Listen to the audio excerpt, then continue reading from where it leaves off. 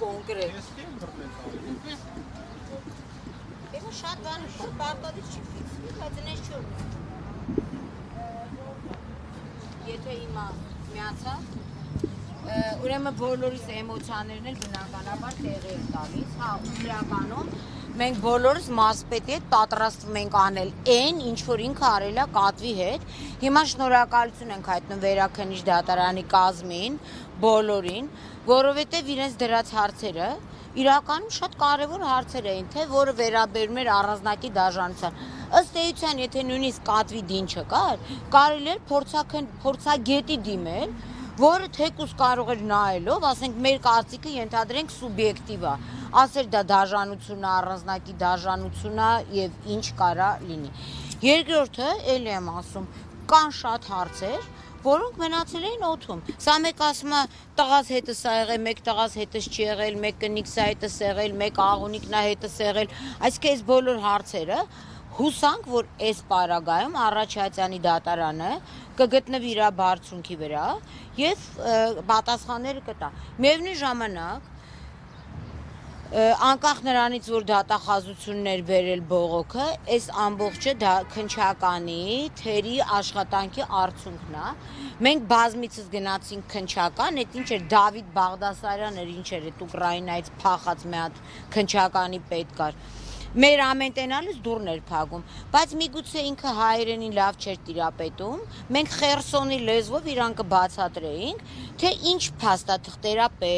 պետք է, չէ, հասկանայինք, այս մարդը հիվանդ մեր ունի, չունի, խնամակալ է, խնամակալ չի եւ այլն եւ այլն եւ այլն։ Այսինքն ստեղ դատախազության թերի աշխատանք եղել է, որտեղ դատախազությունն էլ վերահսկել է իրանց կատարած աշխատանքը։ Մենք հիմա գնալու ենք գլխավոր դատախազություն, որտեղ մենք հիմա հանրային հաղորդում ենք ներկայացրել, Գոարը հանրային հաղորդում է ներկայացրել, որը վերաբերում է հենց այս սուբյեկտի տղային,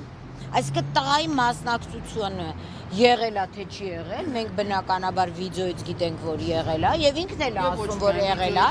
եւ ոչ մենակ վիդեոից, մենք հիմա ունենք արդեն ապացույց եւ տրիբունը ունի եւ մենք ունենք հակակոռուպցիոն բլոգը ապացույց, որ մարդն ասում է, այո, տղաս հետս ա եղել։ Եվ բնականաբար,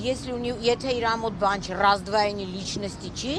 ինքը իր հետ է խոսում, ասում է մծրա էս արային արա, բնականաբար տղայի հետ է խոսում։ Եվ սրա համար մենք հիմա կգնանք դատախազություն, մեր հաղորդումը կներկայացնենք, մինչև վերջ գնալու ենք, սա մի կատվի պատմություն չի։